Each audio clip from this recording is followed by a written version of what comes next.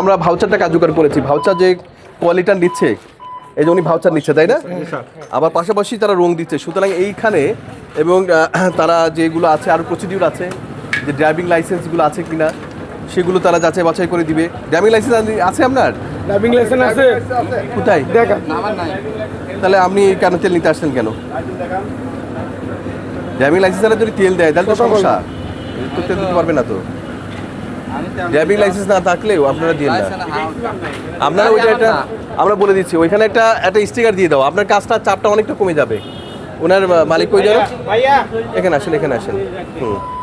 আচ্ছা এবার আপনারা দেন। হ্যাঁ আমি তো দিয়ে দেখা দিলাম। আচ্ছা শুনেন, ওই ড্রাইভিং লাইসেন্স ছাড়া তেল দেওয়া যাবে না। যেমন এনার ড্রাইভিং লাইসেন্স নেই, আপনাদের লিখে দেবেন ড্রাইভিং লাইসেন্স নেই, বের করে দেবেন। আমাদের ডিসচার্জ ছিল যে এইগুলো চেক করার জন্য, ঠিক আছে? 1595 কোয়েল কার্ড এখনো করেনি, যখন করবে তখন তো সমস্যা মিটে গেল। আর এখন যেহেতু আপাতত এই সমস্যা আছে, তাহলে বলবেন যে এখানে লিখে দিবেন, যে সিরিয়াল দিবেন এখানেই, যে ড্রাইভিং লাইসেন্স এবং হেলমেট ছাড়া তেল দেওয়া হবে না। তাহলে ও অর্ধেক সরে যাবে। আর মাইকেও একটু বলে দেবেন, মাইক আছে না?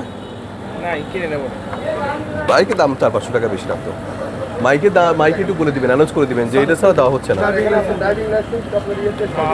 ঠিক আছে, ওইটা আগে বলে দিয়ে হঠাৎ করে লাইন থেকে আমরা বিচ্যুত করতে গেলে ঝামেলা উঠবে। হ্যাঁ লাইন দ্বারা আছে, তখন তো বলেননি।